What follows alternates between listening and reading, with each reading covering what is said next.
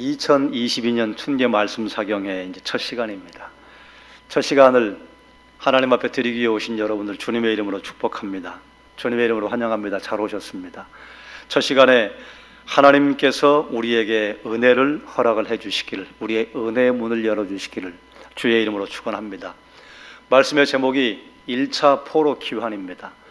오늘 새벽 1차 포로 귀환, 내일 새벽 2차 포로 귀환, 그리고 모레 새벽에 3차 포로 귀환을 함께 나누면서 저녁 집회에는 오늘 저녁에는 에스라, 내일 저녁은 학개, 그리고 마지막 날 저녁 느헤미야를 함께 살펴볼 것입니다.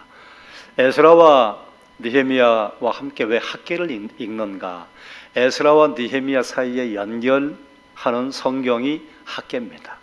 그리고 스가랴도 포함이 되는데 스가랴를 보기까지는 시간이 넉넉하지 않아서 학개 말씀을 보도록 하겠습니다. 우리는 살면서 많은 선택을 합니다. 여러분, 오늘도 제가 아침에 나오면서 제가 가장 먼저 하는 습관이 있습니다. 오늘 날씨를 봅니다. 온도가 몇 도인가, 그리고 제 피부에 느껴지는 날씨의 정도를 보고 옷을 어떻게 입고 나갈까. 그래 이제 늘 날씨를 먼저 보는 게 습관인데 오늘 온도가 2도입니다. 2도이니까 여러분 좀 쌀쌀하셨을 거예요. 쌀쌀한 날씨에도 불구하고 이 자리에 나올까 말까. 첫날인데 나가야겠지? 아니, 첫날인데 좀 쉬지. 이런 선택의 기로에 여러분이 잠깐 섰을 것입니다. 뭐 또 어떤 분은 당연히 나가는 것, 생각할 것도 없이 나가는 것, 이렇게 하시고 나오셨을 거예요. 때로 우리가 선택을 하는 중에 어떤 것은 간단한 선택을 하기도 하지만 어떤 것은 일생일대에 굉장히 중요한 선택을 하기도 합니다. 이처럼 사람들은 항상 선택을 하며 살아가는데 선택하는 모든 사람에게는 기준이 있습니다. 기준이 없는 사람은 없습니다. 생각이 없는 사람은 없습니다. 다만 어떤 기준인가 하는 기준의 차이가 있을 뿐입니다. 그래 이번 말씀 서경의 주제가 이것입니다. 어떤 소리를 듣는가? 한번 따라할까요? 어떤 소리를 듣는가? 이 질문을 여러분에게 말씀 사경의 기간 동안 계속해서 던져보시기 바랍니다. 나는 어떤 소리를 듣는가? 무엇을 듣는가? 요즘 우리는 대단히 많은 소리를 듣습니다. 정보의 홍수죠. 얼마나 정보가 많은지 기준을 가지고 그걸 듣지 않으면 그만 이 정보에 흔들리고 저 정보에 흔들리고. 여러분은 그 중에 어떤 소리를 듣습니까? 말씀 사경의 기간 여러분이 생각해 볼 문제입니다. 본문에 이제 고레스가 등장하는데 고레스는 광대한 페르시아 제국을 건설한 왕입니다. 어마어마한 나라를 건설했습니다. 그런데 이스라엘 백성이 고국에 돌아가서 성전을 재건하라고 하는 칙령을 주전 538년에 선포합니다. 왕의 칙령이 선포가 된 것이 2절부터 4절입니다. 여러분 한번 성경을 다시 보시죠. 제가 읽겠습니다. 바사왕 고레스는 말하노니 하늘의 하나님 여호와께서 세상 모든 나라를 내게 주셨고 나에게 명령하사 유다 예루살렘의 성전을 건축하라 하셨나니 이스라엘의 하나님은 참 신이시라. 너희 중에 그의 백성 된 자는 다 유다 예루살렘으로 올라가서 이스라엘의 하나님 여호와의 성전을 건축하라. 그는 예루살렘에 계신 하나님이시라. 그 남아있는 백성이 어느 곳에 머물러 살든지 그곳 사람들이 마땅히 은과 금과 그 밖의 물건과 짐승으로 도와주고 그 외에도 예루살렘에 세울 하나님의 성전을 위하여 예물을 기쁘게 드릴지니라. 아멘. 바사 이전의 바벨론, 그 이전에 아수르, 그리고 그 이전에 애굽, 광대한 영토를 관할했던 오랜 역사를 가진 애굽과 아시아 지역에도 위쪽에 있어서 상아시아라고 하는데 상아시아 지역에 무려 520년이나 군림을 했었던 아수르가 있습니다. 그 누구도 애굽과 아수르를 점령할 수 있을 것이라고 사람들이 상상을 하지 못했습니다. 그런데 그 두 나라를 누르고 대제국으로 바벨론이 세워졌습니다. 어마어마했습니다. 그런데 신기하게도 바벨론이 70년 만에 문을 닫아버립니다. 아무도 상상하지 못했던 일입니다. 그 이유는 무엇 때문인가? 탁월했던 느부갓네살 이후에 뛰어난 왕이 세워지지 않았기 때문입니다. 느부갓네살의 아들이 말뚝입니다. 그가 섬기는 신의 이름을 따라서 자기 아들의 이름을 말뚝으로 지었어요. 느부갓네살 이후에 말뚝이 세워졌는데 말뚝이 그의 매형 네리갈라살에 의해서 살해당합니다. 그리고 이 네리갈라살이 그의 아들에게 왕위를 물려주었어요. 그런데 똑같은 일이 벌어집니다. 그의 신하에 의해서 그의 아들이 또 살해당합니다. 신하 가운데 유력한 사람이 나보니두스라고 하는 사람이었는데 나보니두스가 왕이 되었어요. 그런데 나보니두스는 좀 특별한 사람이었습니다. 느부갓네살 가문이 말뚝신을 섬겼는데 나보니두스는 다알신에 해당하는 시인이라고 하는 신을 섬겼습니다. 그러니까 이미 70년 바벨론 제국이 진행되면서 말뚝의 제사장들이 그 나라의 집권층을 형성하고 있었는데 나보니두스가 시인이라고 하는 신을 섬기니까 제사장들이 반발하기 시작했어요. 그런데 그뿐만 아니라 바벨론 백성들은 매년 신년에 아키투라고 하는 신년 잔치를 하는데 이게 굉장히 중요합니다. 우리나라 사람들에게 중요한 명절이 설날, 추석이 있지 않아요. 그래서 해외 나가도 설날과 추석이 되면 마음이 싱숭생숭해지고 내가 떡국을 먹어야 되지 않나, 송편을 먹어야 되지 않나. 그래서 해외 나가서 오지에 나가서도 떡국을 끓여 먹고 송편을 어쨌든 만들어 먹어요. 사 먹기도 하고. 그만큼 중요해요. 그런데 바벨론 백성들이 70년 동안 신년잔치 아키투라고 이게 이제 예전적인 의미가 있습니다. 그들의 종교와 관련이 있는데 나보니두스가 본인이 다알신 시인을 섬기니까 아키투를 별로 그렇게 중요하게 생각하지 않았어요. 참석하지도 않고. 그런데 설상가상으로 나보니두스는 굉장히 종교적인 사람이어서 자기가 종교 생활을 하려고 사막으로 10년 동안 집거하면서 그의 아들 벨사살에게 왕위를 물려줍니다.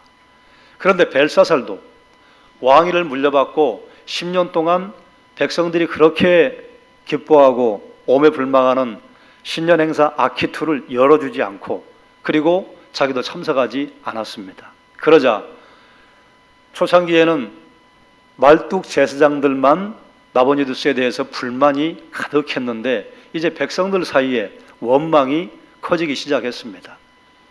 뒤늦게 이 분위기를 감지하고 나보니두스가 사막에서 돌아와요. 돌아오는데 이미 백성들의 마음이 떠났어요. 그때 마침 고레스가 바벨론 성을 향해 진격해 온다고 하는 소문이 들렸습니다. 그럼 막아야 될 거 아니에요. 그런데 제가 여러분에게 한 두어 차례 말씀을 드린 것처럼 바벨론 성의 백성들이 성문을 열어버립니다. 열어버리고 고레스를 해방군으로 맞아들여요. 피 한 방울 흘리지 않고 바벨론 성을 접수한 것입니다. 이게 역사의 사건입니다. 역사에서는 고레스를 키루스라고 소개를 합니다. 자, 그러면 역사와 성경이 어떻게 서로 맞물려 있는가? 성경 말씀을 한번 보지요. 예레미야 29장 10절입니다. 함께 읽겠습니다. 여호와께서 이와 같이 말씀하시니라. 바벨론에서 70년이 차면 내가 너희를 돌보고 나의 선한 말을 너희에게 성취하여 너희를 이곳으로 돌아오게 하리라. 아멘. 바벨론이 70년 만에 무너질 것을 이미 하나님께서는 예레미야 선지자를 통해 예언하셨어요. 우리는 이것을 예언이라고 합니다. 그런데 하나님께는 과거와 현재와 미래가 하나님에게는 동일한 시간이기 때문에 하나님은 이 사건을 현재로 보시고 선포하신 것입니다. 이것이 선포된 것이 언제인가? 이미 바벨론이 남쪽의 유다를 침공해서 왕과 다니엘 그리고 뛰어난 청년들을 포로로 끌고 간 다음이에요. 예레미야가 바벨론이 무너지기 60여 년 전에 하나님의 감동을 받아 바벨론의 패망을 말씀하셨습니다. 자, 그러면 오늘은 긴 설명은 좀 생략하고 간단하게 여러분에게 문제 제기를 하는 선에서 말씀을 선포할 것인데, 바벨론의 역사가 누구의 손에 있습니까? 세상 사람들은 바벨론의 역사가 느부갓네살의 손에 있다고 착각했을 거예요. 그런데 느부갓네살이 죽으니까 말뚝에게 있구나. 말뚝도 몇 달 만에 살해당했어요. 그리고 그 메부에게 왕권이 넘어갔습니다. 네리글라살에게 왕권이 있고 그리고 바벨론의 역사가 그의 손에 있구나. 사람들은 이렇게 생각을 할 거예요. 고레스가 바벨론을 점령한 다음에 사람들은 또 생각할 거예요. 바벨론의 역사가 이제 고레스의 손에 달려 있구나. 그런데 우리는 기록되고 선포된 하나님의 말씀을 통해서 바벨론의 역사가 하나님의 섭리 아래 있었다, 하나님의 섭리 아래 지금도 있다고 하는 것을 고백할 수밖에 없습니다. 고레스가 바벨론을 정복한 것이 주전 538년입니다. 그러면 고레스가 이때 왕이 된 것인가? 아닙니다. 그보다 한 30여 년 전에 고레스는 이미 왕이었어요. 주전 559년에 안샨이라고 하는 조그마한 나라의 왕이 됩니다. 그리고 주전 550년에 메대를 점령해요. 메대는 일반 역사에 메디아 또 미디아라고 사람들에게 알려진 나라입니다. 그래서 메대와 바사라고 하는 두 도시국가를 연결을 해서 메대 바사를 세우고, 메대 바사를 다리오에게 맡기고, 그래서 다니엘서에 보면 바사가 나오기도 하고 메대와 바사가 나오기도 합니다. 좀 헷갈려요. 메대 왕이 다리오였습니다. 그래, 다리오에게 메대와 바사를 다스리는 분봉 왕을 세워서 그에게 나라의 왕권을 맡긴 다음에 고레스는 무엇을 했는가? 지금의 터키 지역에 리디아라고 하는 굉장히 부유한 나라가 있었는데 리디아를 치러 갑니다. 그리고 그 아래로 틀어서 아수르를 점령을 하고, 그리고 아래로 내려와서 바벨론을 정복합니다. 초기에 메대와 바사는 제국이 아니라 도시국가입니다. 조그만 나라예요.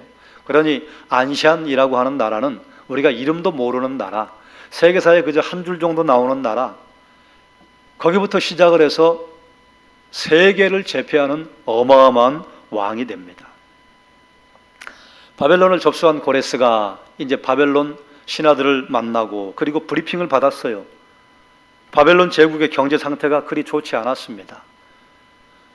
브리핑을 받은 다음에 고레스가 판단한 것은 바벨론의 경제 상태가 좋지 않은 것은 중앙 집중화를 너무 심하게 했기 때문이라고 하는 결론을 내립니다. 왜 그랬는가? 바벨론이 식민지를 통치하기 위한 수단으로 썼던 게 인재를 볼모로 끌고 오는 겁니다. 볼모로 끌고 오니까 그 나라에서 어떻게 바벨론에게 반기를 들지 못하는 거예요. 인재를 끌고 오면서 그 사람들을 바벨론식 교육을 시킵니다. 그리고 바벨론의 발전을 위해서 그 사람들이 일하게 만들어요. 그때 등장하는 사람이 다니엘, 사드락, 메삭, 아벳느고입니다. 그뿐만 아니라 각 나라에서 끌려온 식민지의 인재들을 등용을 해서 바벨론에 고루 포진을 시킵니다. 그러다 보니까 바벨론 제국의 수도는 인재들이 어마어마하게 많이 모여드는 황금어장이었습니다.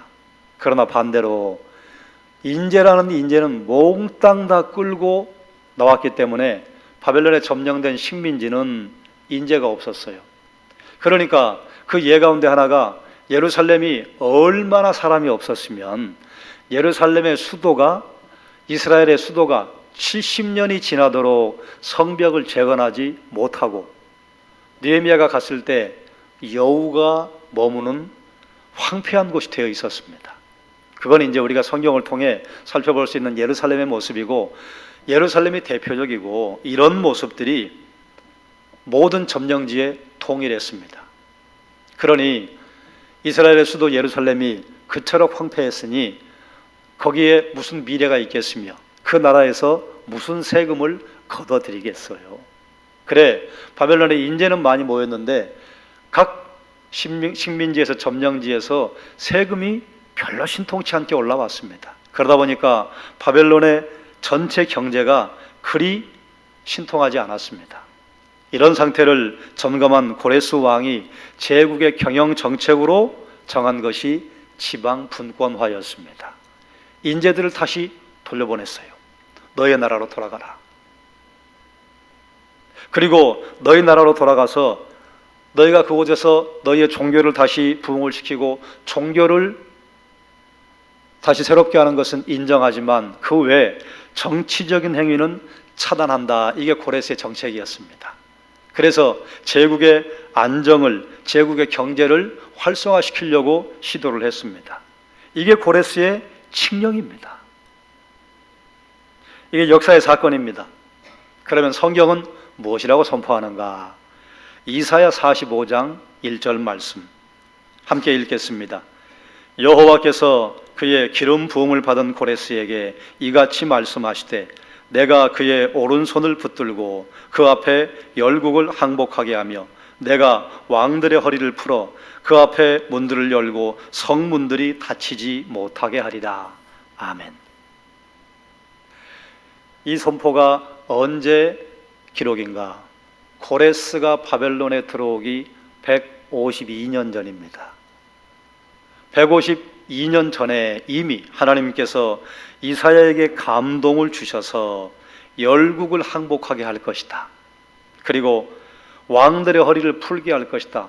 왕들의 허리를 푼다고 하는 것은 허리를 묶는다 이런 표현이 성경에 나오면 전쟁을 수행하기 위해서 갑옷을 입고 마지막에 허리끈을 묶는 것을 의미합니다. 허리를 푼다 그러는 것은 왕의 무장 해제를 의미해요. 왕들의 무장을 해제할 것이다. 그리고 그 앞에 문들을 열고 바벨론 문이 열릴 것을 이미 선포하셨어요. 그리고 다시는 닫히지 못하게 하리라.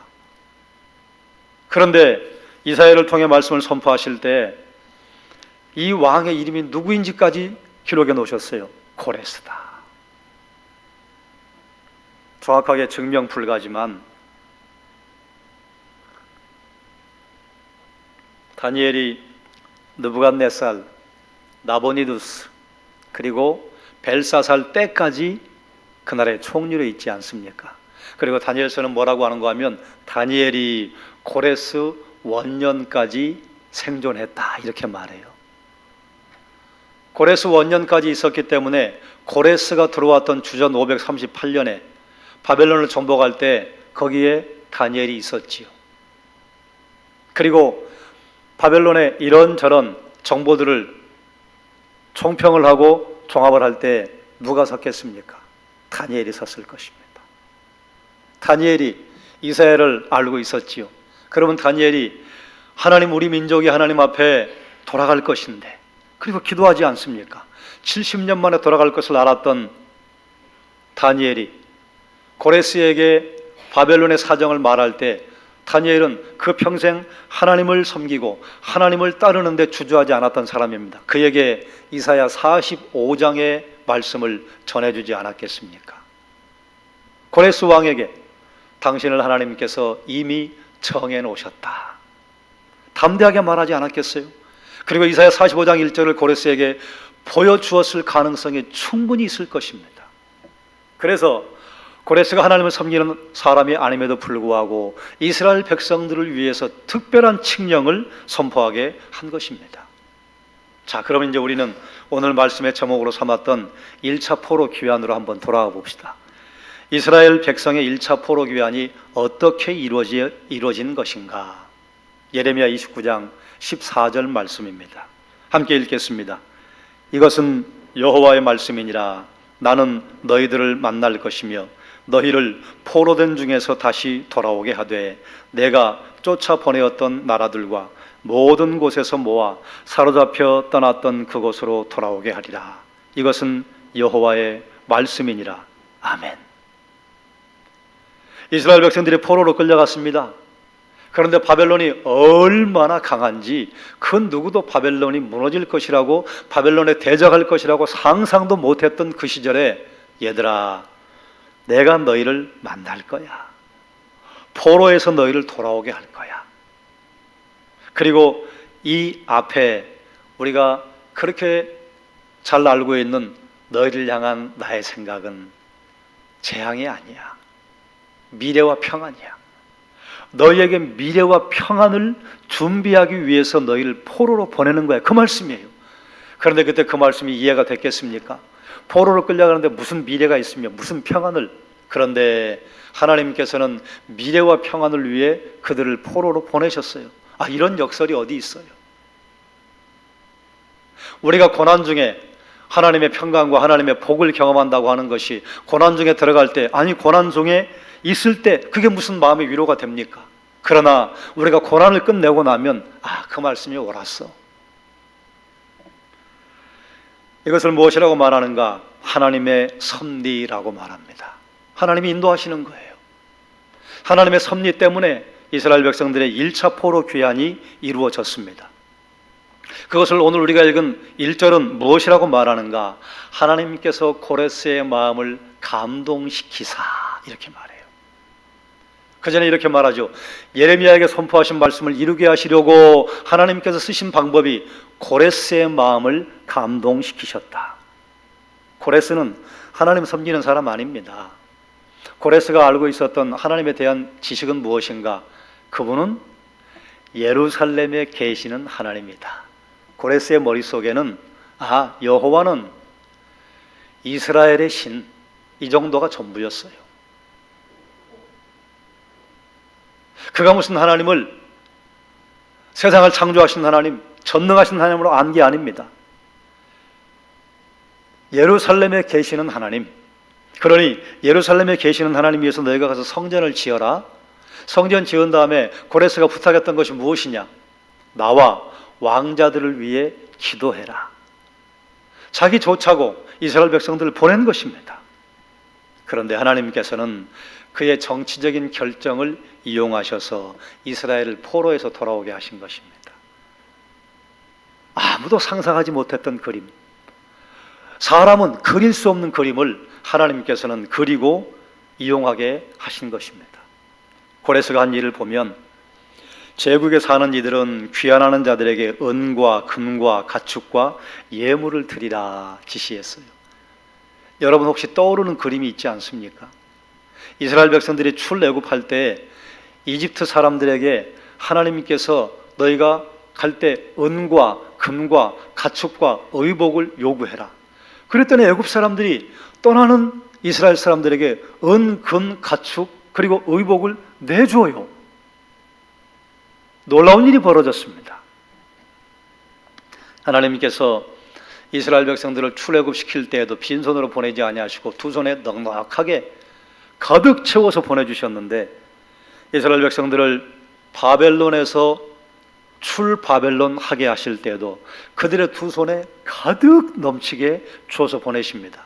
이제 이따가 밤 집회에 이스라엘 백성들이 하나님께 드린 예물 그리고 가지고 온 물건들이 얼마나 어마어마한지를 말씀드리겠습니다만, 두 손 가득 들고 나가게 하셨어요. 사랑하는 여러분, 이스라엘 백성이 바벨론의 포로가 된 이유가 무엇입니까? 하나님께서 이스라엘 백성들을 출애굽시키면서 모세를 통해 주신 하나님의 말씀, 명령, 규례를 청종하지 않았기 때문입니다. 그래서 포로로 끌려간 이스라엘 백성들 가운데 다니엘, 에스겔, 에스라, 느헤미야, 모르드게, 에스더 이런 사람들을 세우셔서 우리는 우리 조상처럼 하지 말자. 하나님의 말씀만 청종하자. 하나님의 말씀으로 새롭게 하자. 이미 그 나라에 끌려갔던 이스라엘의 포로가 하나님의 말씀으로 정금과 같이 단련되고 있었습니다. 그리고 그들이 이스라엘로 돌아온 것입니다. 하나님께서 하나님의 백성에게 기적적인 귀환을 허락하신 것입니다. 오늘은 말씀을 여기까지 정리하겠습니다. 여러분 한번 생각해 보십시오. 이 세상의 역사의 거대한 수레바퀴가 누구의 손에 있습니까? 성경을 통해서 세상 역사를 본다면 세상 역사의 수레바퀴는 우리 하나님의 손 안에 있습니다. 그러면 세상 역사 아래 살아가는 우리는 누구의 손을 의지하고 살아야 하겠습니까? 여러분, 우리 인생 역사의 수레바퀴가 누구의 손에 있습니까? 우리의 인생이 주변의 환경과 주변의 사람들 때문에 움직이는 것 같아요. 대통령 때문에 움직이는 것 같고, 구청장 때문에 움직이는 것 같고, 주변의 내 친구들 때문에 움직이는 것 같아요. 그러나 사랑하는 여러분, 우리 인생의 역사의 수레바퀴를 움직이는 손은 하나님의 손인 줄로 믿습니다. 그러면 누구의 손을 의지해야 하겠습니까? 하나님께서 이스라엘 백성들을 애굽에서 꺼내 오실 때 그들에게 명령하신 것이 무엇입니까? 너희는 내가 너희에게 준 이 말을 청종하라. 그리고 내 자녀에게 길을 갈 때에든지 집에 있을 때든지 서 있을 때든지 앉았을 때든지 가르치라. 이스라엘 백성들이 바벨론에 끌려간 이유가 무엇 때문입니까? 하나님의 그 명령에 순종하지 못함. 그러면 이스라엘 백성들을 바벨론에서 꺼내 오실 때 하나님께서 이스라엘 백성들에게 요구하시는 것이 무엇입니까? 그것은 저녁 집회부터 나누기 시작하겠습니다. 우리가 말씀 작용의 전체 주제가 어떤 소리를 듣는가 하는 것으로 제가 정했습니다. 사랑하는 여러분, 어떤 소리를 듣습니까? 어떤 소리를 듣는가는 다른 말로 바꾸면 무엇이 여러분에게 가치이며 무엇이 여러분에게 기준인가를 묻는 것입니다. 사흘 동안 말씀 사경의 집회에 이 질문을 여러분 계속해서 여러분에게 스스로 던져보시기 바랍니다. 그리고 남은 집회에 하나님의 음성에 집중하고 하나님의 음성에 여러분이 반응하게 해주시기를 주의 이름으로 축원합니다. 기도하겠습니다. 하나님, 어떤 소리를 듣는가? 우리가 이 질문을 던지고 에스라와 학개와 느헤미야를 통하여 우리에게 주시는 하나님의 음성을, 하나님의 소리를 듣게 하여 주옵소서. 말씀 사경의 첫날 새벽 집회에 사랑하는 종들을 보내셔서 감사합니다. 우리가 주의 인도하심 따라 말씀 집회 사흘 동안 열심을 내 참석하고 하나님 이 자리에 말씀의 은혜를 허락하실 줄 믿습니다. 예수님의 이름으로 기도드리옵나이다. 아멘. 찬송